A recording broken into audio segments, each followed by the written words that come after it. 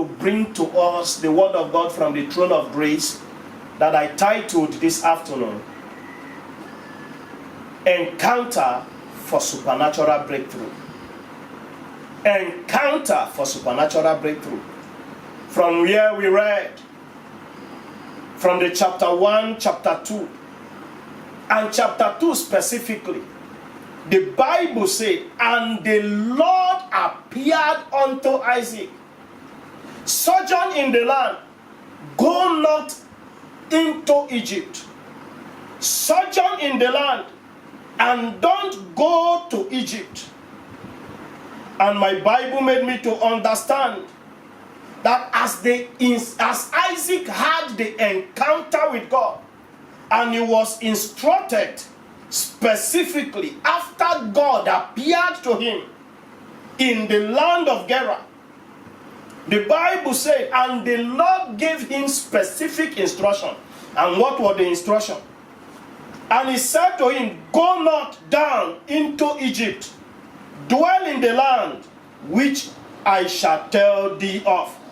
Sojourn in the land, and I will be with thee and bless thee. For unto thee and thy seed I will give all this country. The moment he had that encounter, and the Lord gave him specific instruction not to move, by that one encounter, the destiny of Isaac took 360-degree turnaround. Listen to me, child of God. It would have been enough for Isaac to say, oh, the land of the Philistines is not a pleasant land. It's a land where famine has ravaged. And as a matter of fact, as at the time Isaac had this encounter, it was a time where there was serious famine in the land. And the famine was different from the famine that was in the days of his father Abraham. Perhaps the reason why Isaac went to the land of the Philistines was because of the famine. He was looking for a place to sojourn, a greener pasture where he will earn a living.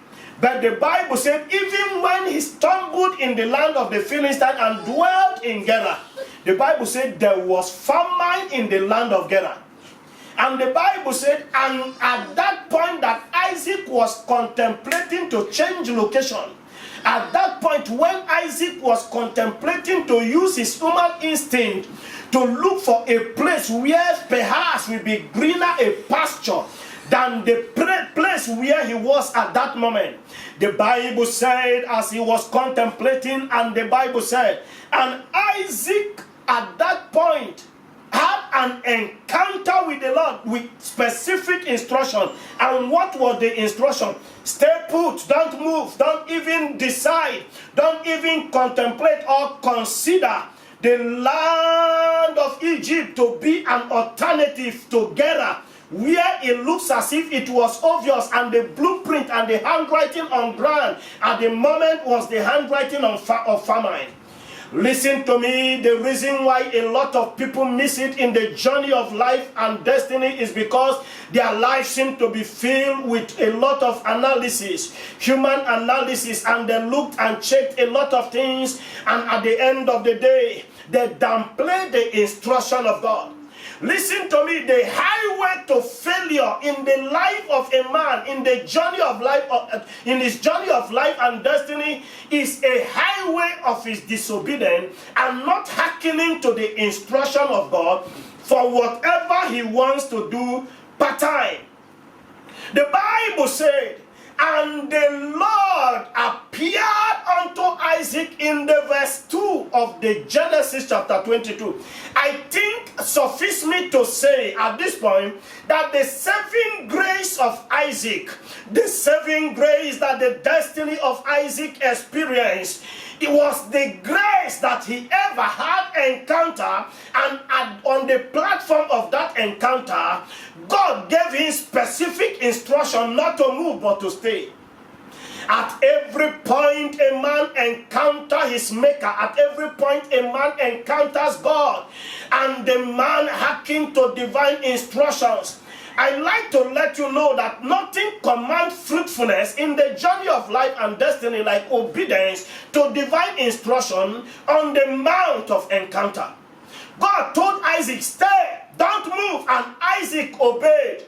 And as a matter of God, God told him, I will show thee. At that point, God had not showed him, but the first step to entering into what God had designed for his life was for him to first and foremost obey the instruction on that mount of encounter by the instruction that God gave to him at his appearance on the mount. And he said, don't move. Isaac was looking at what was obvious on ground. And the obvious on ground was that there was actually practical famine. Everybody seemed to be running helter-skelter, and it looks as if the land was not going to be productive that season. It looks as if as a result of the famine, everybody was moving from pillar to pole in search on how they will earn a living. But one man in the land of the Philistines singled himself out, and as a result of his encounter, his life stood out, and he became a man that was distinct. And the Bible said, by that obedience that he obeyed God, God even traveled back to the obedience of his father. And listen to me, one of the promises that God gave to him on the mount of that encounter was to stay. And as he will stay, he saw his obedience. He also promised him that he will bless his seed, and he will multiply his seed like the stars of the heavens. And I imagine that it was a review of the same promises and covenant that God had with Abraham, the father of Isaac, that he was reviewing at this point. The Bible said, and when God told him he will multiply him and also multiply his seed like the stars of the heavens, as a matter of fact, this prophecy came to fulfillment in the life of Isaac. Isaac was not the number one benefactor of that prophecy. The one that prophecy came in his time and in his era was Abraham, his father. If you read Genesis chapter 17, the Bible said, and God promised Abraham, he said, look, in blessing I will bless thee, in multiplying I will multiply thee. And I will multiply thee like the sand upon the seashore and like the stars upon the heavens. And he said, and thy seed shall possess the gate of her enemies. Listen to me, in the days of Isaac, this prophecy came to fulfillment. So when it was Isaac's time, the Bible said, and God told Isaac, I will bless thee according to the oath. He said, I will perform in the verse 3. He said, I will give this country to thy seed, and I will perform the oath which I swore to thy father Isaac, to thy father Abraham. That implies, what does that imply? What that implies was that the obedience of the father, the grandfather of Isaac, was going to command the blessing of God upon his life. And God reviewed and traced it back to Abraham, and he said, I swore an oath to your father Abraham, and I will perform it in your time. But I had to test your own obedience. So I have to give you my own instruction. And what was the instruction? Don't move, don't go into Egypt. Stay in the land of the Philistines. It was a serious trial of faith. It was a serious trial in the destiny and in the life of Isaac. At this point, it was as if Isaac was at the crossroad of his life. It looks as if he was going to be face to face with destiny. Destiny seemed to be beckoning him. Destiny seemed to be calling him. But the obedience of Isaac was what is going to provoke the destiny of Isaac to manifestation. The obedience of Isaac was what was going to be what will provoke the manifestation of the fulfillment of the prophecy that preceded even before his generation, that went ahead before his generation. He seemed to appear on the platform, and destiny was going to be fulfilled, but he was going to be faced with a challenge of the test of obedience to divine instruction on the mountain of encounter. The Bible said when he obeyed God, that same year, the Bible said that same year, Isaac sowed. That same year, Isaac sowed. That same year, Isaac invested. The first thing was for him to obey. The second thing was for him to invest according to divine supernatural instruction. Nothing turns around the story and the history of a man like the encounter with God, his maker. When you encounter him and you are able to pick the information of divine instruction on the platform of encounter, your destiny will begin to speak. Your destiny will become fruitful in the journey of life and destiny. And Isaac obeyed God and sowed that same year. The same year others were failing. The same year it looks as if nothing was working. Things were not falling in place. The lines of people were not falling in pleasant places. That same year, the lines of Isaac fell in pleasant places because all that he sowed it on the bedrock of what? Bedrock of obedience. When your obedience is complete, divinity will always be provoked to minister to your humanity. When your obedience is complete, God will be provoked to minister to your human needs at the point where you obey God. What actually provoked heaven's attention, what actually provokes heaven's breakthrough in the direction of Isaac was that he ever obeyed God. I challenge you this day, viewers all over the world, as you listen to the sound of my voice on the platform Strong Tower Hour, dare to obey God. Dare to challenge God with your obedience. Let your obedience be intact. When your obedience is intact, the blessing of God will be provoked to your direction. The blessing of God will encounter you on the platform of obedience. Don't ever do the mistake of making the move of doing anything in life without first and foremost exraying that thing you ever desire to do in the presence of God for a supernatural divine approval. The Bible said he sowed that same year. And what was the result of what he sowed that same year? He sowed that same year, and the Bible said, and he reaped 100-fold. That is by implication. He had return, mega return that was so alarming, mega return. If you read the verse 12 of that same Genesis, the Bible said, as he sowed, and because there was result on every side in the life of Isaac, the Philistines envied him. The Philistines envied him.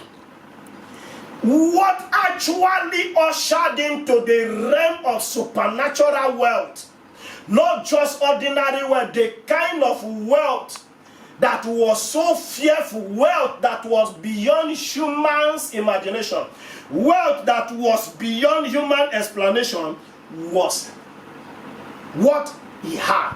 And it came as a result of his obedience to supernatural instruction. The Bible said he sowed that same year. In the verse 12, and he reaped 100-fold. And the Lord blessed him.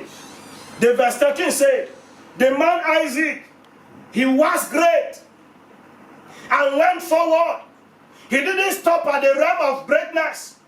Nothing commands progress in life. Nothing makes a man to grow progressively like the man's obedience to divine instruction. Once you follow divine instruction, precept by precept, step by step, your life progressively make progress. You make the kind of progress that Isaac made. The Bible said he was strong. He didn't remain in the realm of waxing strong. He was strong. He didn't just was strong. He became great. And he went forward. That is by implication. He grew from one level of progress to another level of progress. And he also moved forward.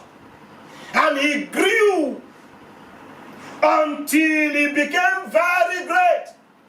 So the blessing of God that encounters a man on the mountain of obedience is not just an ordinary blessing, but great blessing.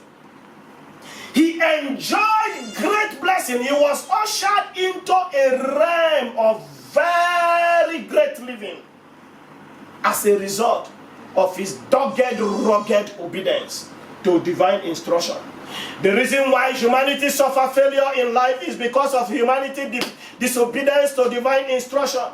A lot of us have made light of divine instruction. As a result, we keep struggling in the journey of life and destiny.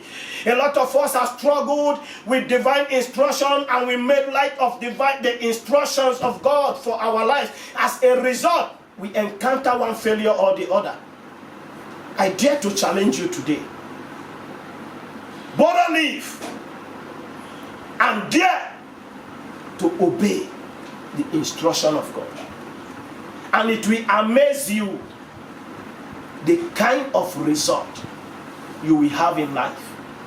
Show me a man that will go far in the journey of progress, in the journey of life and destiny, in any sphere of his life. I will tell you, he is a man of absolute obedience. When you obey him, he will always be committed to ensuring that he makes you great in the journey of life. Isaac moved forward. The reason for his forward movement was his obedience. And he grew. The reason for his growth was also his obedience. Until he became very great. The reason for his greatness was also his obedience. So nothing serves as an antidote to a man's greatness, a man's forward movement, a man's greatness in life, like a man's obedience. And the Bible said, for he had possession of flocks and possession of herds. And in the verse 16, the verse 15, battle came. He was faced with battle. Even though he was making progress, he came to the nation, a place called Isaac, where his father's well, his original inheritance was. They opened the well, there was water in the well, quite all right. But the Bible said there was a contention between his servants and the servants of the Philistines. They covered the well, they filled it up with the earth, they filled it up with sand, in order to stop this man, Isaac, in order to end his progress, in order to end his living. But let me say this. A man of supernatural obedience to the instruction of God is unstoppable. A man that obeys supernatural instruction is irresistible. A man that obeys supernatural instruction is unstoppable and is unkillable. That could not stop Isaac, even though they stopped the well. Even though they filled the well, he went forward. He never stopped. Listen to me, listeners. Where are you now? Are you at a crossroad in life and it looks as if as a result of the blow, the major blow an enemy gave to you, you are about at the verge of giving up, and it looks as if you are retarded. It looks as if you are stagnant. It looks as if you have given up. You don't see the need to move forward. I challenge you to move forward. Dare to obey God and move forward.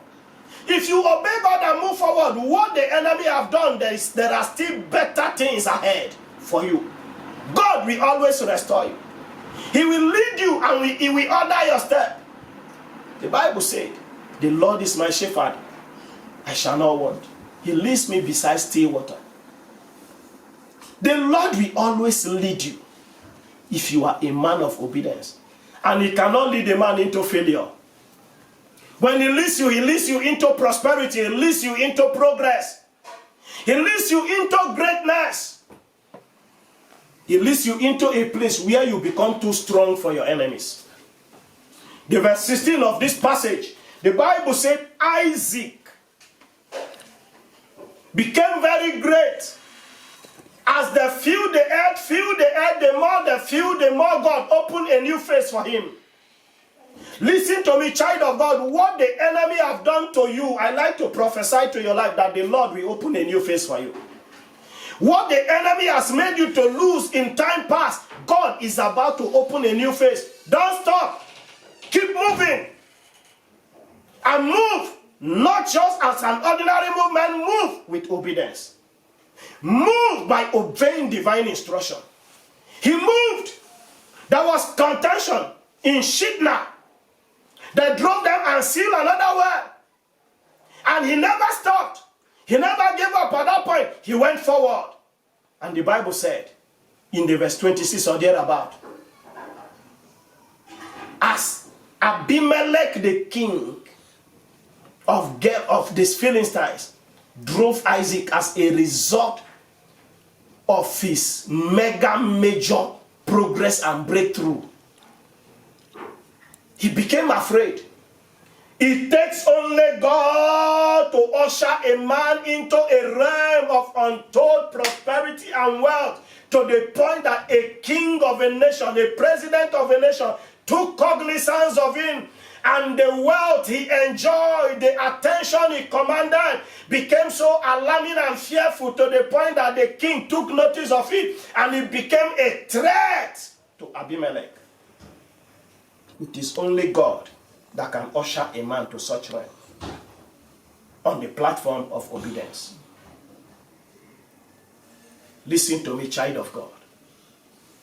Even though they tried to stop him, they couldn't stop him because he was a man of obedience. A man of obedience cannot be stopped. A man of obedience cannot be frustrated by the forces of darkness. In verse 16, Abimelech walked up to Isaac after the Philistines envied him in the verse 15. I'm sure they took report to the king and said, if we watch this guy, he's exploring the wealth and the riches of this land. And it looks as if those of us that are the inhabitants, we are wasting and our situation get deteriorating day by day. But the Bible said, the king took note of his wealth. And he said, move from us. Go out of our land. We are afraid of you because you have become too mighty for us. The NIV translation said, Abimelech said to him, move out of our land. For you have become too strong for us. You have become too powerful for us. Your wealth has become too powerful and fearful for us. So move. We can no longer contain the level of the wealth and the progress you are making. And Isaac moved. As they tried to move him, thinking that it was the location that was the sponsor to his making. Listen to me. The mistake they did was, they thought the location was the reason for his making. They didn't know that it was the God factor that was the reason for his making. The reason for Isaac making was not the location. As a matter of fact, the same land was experiencing famine that same year. Somebody made it in that land. You will make it in this lockdown season. You will make it in this season where it looks as if there is a global pandemic and it looks as if everything is not working. Take advantage of the season by your absolute obedience. And your destiny will count. Your life will stand out and you will make progress. If only you obey God when others are saying there is a casting down, you will always have a song, I am lifted, to sing. He left the land. He was strong. He made progress. He prospered. They drove him. He suffered opposition. There was contention over all that he made. As they tried to lay claims of one, he made progress, he discovered another. God will make you to discover what will make you to become a mystery to your generation and also a mystery to your enemies because you are a child of obedience. Be dogged about this matter. Nothing commands supernatural breakthrough like an encounter with God that provokes his obedience in the life of a man. He went forward. He made progress to the point that the enemies envied him. To the point the king had to confess, you have become too great and mighty, too powerful for us. So let us part company. As they drove in, he went to Gerar. He dug the well. They claimed the well and seized the well. They thought they have seized this well. Little did they know that even all that they are taking from him, as they could not take God from him, the God that is the owner of the wealth was still in the inside of him.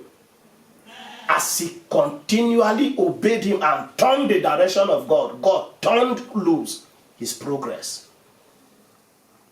And he got to another point. They locked the well.